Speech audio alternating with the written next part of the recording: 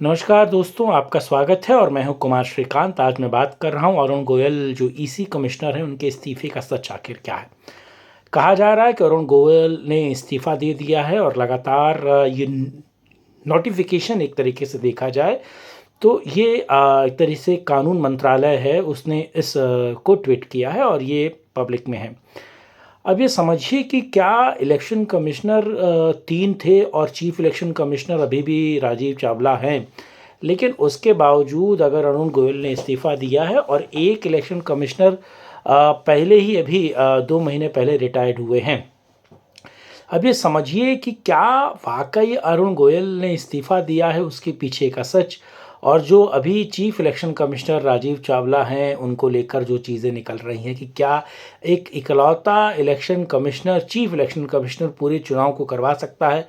जो खबरें निकल कर आ रही हैं और ख़ास तौर से जो अलग अलग सोशल मीडिया पर खबर आ रही है कि साहब जो ईसी ने इस्तीफ़ा दिया है, क्या वो बीजेपी ज्वाइन करने चाह रहे हैं, क्या वो क्योंकि वो पंजाब कैडर के हैं, तो क्या वो कांग्रेस ज्वाइन करने जा रहे हैं। और जो खबरें निकल के आ रही हैं और बड़ा सवाल ये है कि क्या सरकार के प्रेशर में आकर अरुण गोयल ने इस्तीफ़ा दिया है। इसको आज हम समझेंगे, इसको समझाने की कोशिश करूंगा मैं आपको। लेकिन खबर आरंभ करने से पहले इस वीडियो को लाइक कीजिएगा, चैनल को सब्सक्राइब कीजिएगा और वीडियो को डिफरेंट प्लेटफॉर्म पे शेयर कीजिएगा।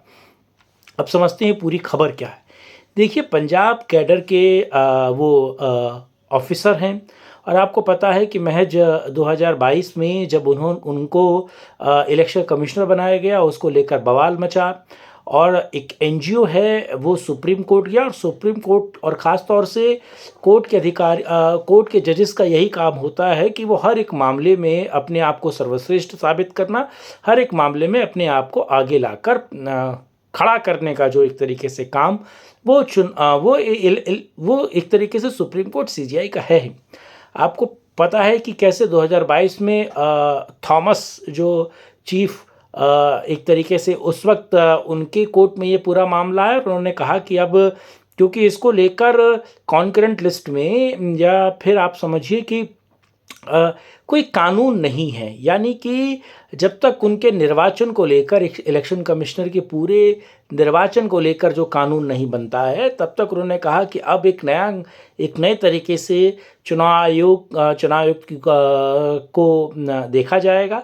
यानी कि प्रधानमंत्री, CGI, chief justice of India और विपक्ष का सबसे बड़ा नेता मिलकर अब ये चुनेंगे। आपको पता है इससे पहले सीबीआई को लेकर भी उन्होंने इस तरीके से किया था कि सीबीआई का डायरेक्टर कैसे चुना जाएगा, ये चीफ जस्टिस ऑफ इंडिया बताएंगे। बीसीसीआई का डायरेक्टर कैसे चुना जाएगा, ये चीफ जस्टिस ऑफ इंडिया बताएंगे। तो कहीं ना कहीं अब उसके बाद उन्होंने कहा कि चुनाव आयुक्त की घोषणा, ईसी में कैसे लोगों की का चुनाव होगा, इसको लेकर सीजीआई और ख़ासतौर से सुप्रीम कोर्ट ने उस पावर को इनहेरेंट करने की कोशिश की थी। लेकिन आपको पता है कि अभी पिछले ही साल यानी कि 2023 में कैसे सरकार ने, बल्कि लोकसभा और राज्यसभा में एक अधिसूचना और बिल के माध्यम से नियुक्त की घोषणा, ईसी की घोषणा या फिर उसका चुनाव जो है वो कैसे किया जाएगा, उसको लेकर एक कानून बनाया और उसमें क्लियर था कि कानून मंत्री, प्रधानमंत्री और विपक्ष का जो नेता है वो कहीं ना कहीं ये सब मिलकर जो है चुनाव करेंगे इसी का। अब ये समझिए कि जो अरुण गोयल ने इस्तीफ़ा दिया है उसके पीछे कारण क्या कहा जा रहा है। कारण कहा जा रहा है कि अरुण गोयल जो है वो अब एक प्रेस कॉन्फ्रेंस करेंगे जिसमें वो ईवीएम को लेकर बात उठाएंगे, ईवीएम को लेकर बोलेंगे और ईवीएम के खिलाफ बोलेंगे। ये सब बातें कोरी है, मनगढ़ंत है। यहाँ तक कि 14 और 15 मार्च को ही जो गोयल साहब हैं वो जाने वाले तो जम्मू कश्मीर, और जम्मू कश्मीर में जाकर वहाँ के चुनाव कैसे होंगे इस पर लेकर एक खासी चर्चा उनको करनी थी।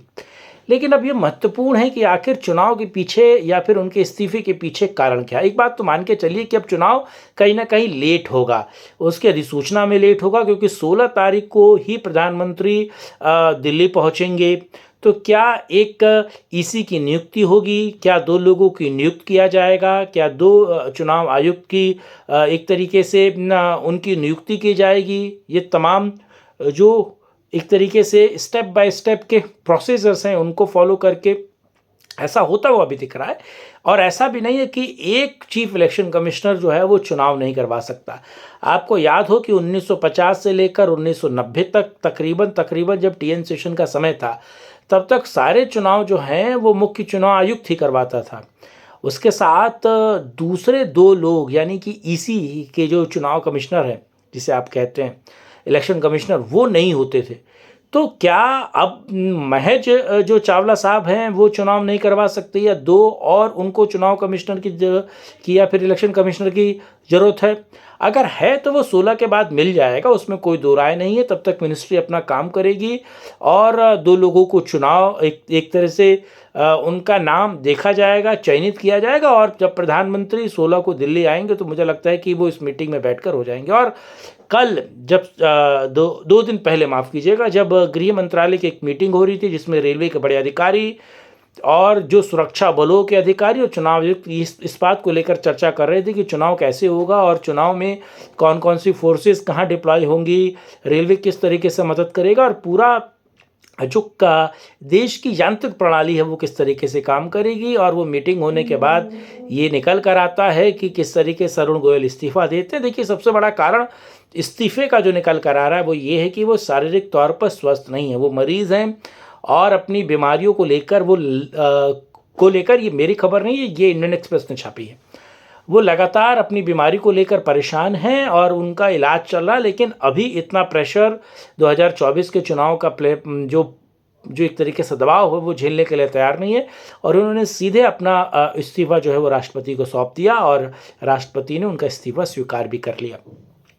देखिए, बीजेपी वो ज्वाइन करने वाले नहीं है क्योंकि बीजेपी इतनी बुरे हाल में नहीं है। और मुझे लगता है कि अगर बीजेपी वो ज्वाइन करते हैं तो इसको लेकर जो बवाल मच रहा था उसको और देखिए, बल्कि बंगाल के हाई कोर्ट के जो जस्टिस हैं उन्होंने भी बीजेपी ज्वाइन की है, जिसको लेकर बीजेपी की आलोचना हो रही है। तो अभी लगता नहीं है कि वो इसी को भी ज्वाइन करवाएगी, लेकिन जो रिटायर्ड है। लेकिन बड़ा सवाल ये है कि क्या वाकई उनको स्वास्थ्य की दिक्कत है, क्या वो वाकई बीमार है जिसके कारण उन्होंने पदभार छोड़ा है? ये मुझे लगता है भविष्य के गर्त में है और बहुत जल्दी ये सारी चीज़ें निकल कर आएंगी कि आखिर क्यों उन्होंने इस्तीफा दिया है। लेकिन बीमारी उसके पीछे सबसे बड़ा कारण रहा है। इस वीडियो को लाइक कीजिएगा, चैनल को सब्सक्राइब कीजिएगा और वीडियो को प्लेटफॉर्म पर शेयर कीजिएगा। साथ जुड़ने के लिए, मुद्दे बात करने के लिए बहुत धन्यवाद। जय हिंद, नमस्कार।